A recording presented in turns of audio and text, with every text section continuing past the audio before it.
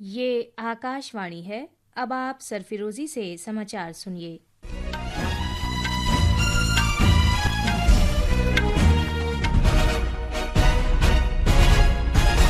राष्ट्रपति द्रौपदी मुर्मू ने कहा है कि जागरूकता पर आधारित निरंतर सक्रियता और सभी के सामूहिक प्रयासों के माध्यम से ही पर्यावरण का संरक्षण और उसका संवर्धन संभव है।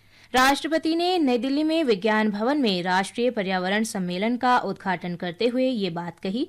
राष्ट्रीय हरित अधिकरण ने 2 दिन के इस सम्मेलन का आयोजन किया है। राष्ट्रपति द्रौपदी मुर्मू ने कहा कि आने वाली पीढ़ियों को स्वच्छ वातावरण विरासत में देना हमारी नैतिक जिम्मेदारी है। स्वच्छ पर्यावरण हमारे दैनिक जीवन और स्वास्थ्य के लिए कितना जरूरी है, ये हम सब जानते हैं। धूल और धुएं होने वाले वायु प्रदूषण का फेफड़ों पर बुरा असर पड़ता है। अनेक अध्ययन ये बताते हैं कि वायु प्रदूषण से लाइफ एक्सपेक्टेंसी पर विपरीत प्रभाव पड़ता है। पर्यावरण की स्वच्छता के लिए हर संभव प्रयास करके ही हम सब स्वस्थ और समृद्ध भारत का निर्माण कर सकते हैं। इस अवसर पर केंद्रीय पर्यावरण, वन और जलवायु परिवर्तन मंत्री भूपेंद्र यादव ने कहा कि भारत कम कार्बन वाली प्रौद्योगिकी में नवाचार को बढ़ावा देने पर ध्यान केंद्रित कर रहा है। उन्होंने कहा कि भारत विश्व में ऊर्जा का उत्पादन करने वाला तीसरा सबसे बड़ा देश है। भारत ने वर्ष 2030 तक 500 गीगावाट नवीकरणीय ऊर्जा उत्पादन का लक्ष्य निर्धारित किया है। इस सत्र का उद्देश्य भारत और विश्व में पर्यावरणीय स्थिरता को बढ़ावा देने के लिए विभिन्न क्षेत्रों के बीच अर्थपूर्ण संवाद और सहयोग को आगे बढ़ाना है। छत्तीसगढ़ के सुकमा जिले में आज सुरक्षा बलों के साथ मुठभेड़ में 17 नक्सली मारे गए। इस मुठभेड़ में जिला रिजर्व गार्ड के 2 जवान भी घायल हुए हैं। छत्तीसगढ़ में पिछले 10 दिन में करीब 50 माओवादी मुठभेड़ में मारे गए। गृहमंत्री अमित शाह ने सोशल मीडिया पर पोस्ट पर कहा कि नक्सलवाद के खिलाफ कार्रवाई में स्वचालित हथियारों का एक बड़ा जखीरा बरामद किया गया है। उन्होंने कहा कि प्रधानमंत्री नरेंद्र मोदी के नेतृत्व वाली सरकार 31 मार्च 2026 से पहले नक्सलवाद को खत्म करने के लिए प्रतिबद्ध है। भारतीय अंतरिक्ष अनुसंधान संगठन इसरो ने 300 मिली न्यूटन स्टेशनरी प्लाज्मा थ्रस्टर पर 1000 घंटे का जीवन परीक्षण सफलतापूर्वक पूरा होने की घोषणा की है। इस परीक्षण से उपग्रहों को विद्युत प्रणोदन प्रणाली में शामिल करने में आसानी होगी। ये परीक्षण 5.4 किलोवाट के शक्ति स्तर से एक कक्ष में स्थापित किया गया था, जो अंतरिक्ष की वैक्यूम स्थितियों का अनुसरण करता है।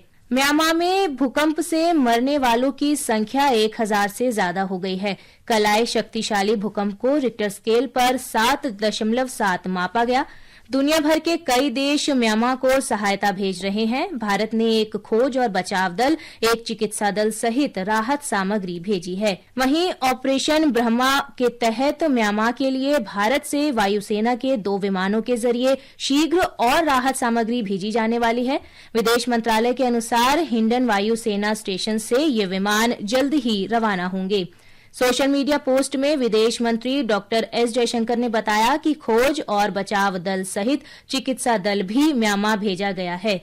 संकट में फंसे भारतीय नागरिक आपातकालीन संपर्क नंबर 9595419602 पर संपर्क कर सकते हैं। इस बीच प्रधानमंत्री नरेंद्र मोदी ने विनाशकारी भूकंप के बाद म्यांमार के वरिष्ठ जनरल मिन आंग ह्वांग से फोन पर बातचीत की। अपने सोशल मीडिया पोस्ट में श्री मोदी ने भूकंप से हुई मौतों पर गहरी संवेदना व्यक्त की है। प्रधानमंत्री नरेंद्र मोदी कल महाराष्ट्र और छत्तीसगढ़ जाएंगे। श्री मोदी सुबह लगभग 9 बजे महाराष्ट्र के नागपुर पहुंचेंगे। वे स्मृति मंदिर में दर्शन करेंगे और उसके बाद दीक्षा भूमि जाएंगे। आईपीएल क्रिकेट में आज अहमदाबाद के नरेंद्र मोदी स्टेडियम में गुजरात टाइटंस का मुकाबला मुंबई इंडियंस से होगा। मैच शाम 7:30 से खेला जाएगा। और टेबल टेनिस में भारत के मानव ठक्कर ने WTT स्टार कंटेंडर इवेंट के अंतिम 8 के लिए क्वालिफाई कर लिया है। ऐसा करने वाले ठक्कर पहले भारतीय बन गए हैं। उन्होंने आज चेन्नई में WTT स्टार कंटेंडर में पुरुष सिंगल्स प्री क्वार्टर फाइनल में जर्मनी के आंद्रे बर्टल्समेयर को 3-2 से हराया। इसके साथ ही ये समाचार बुलेटिन समाप्त हुआ।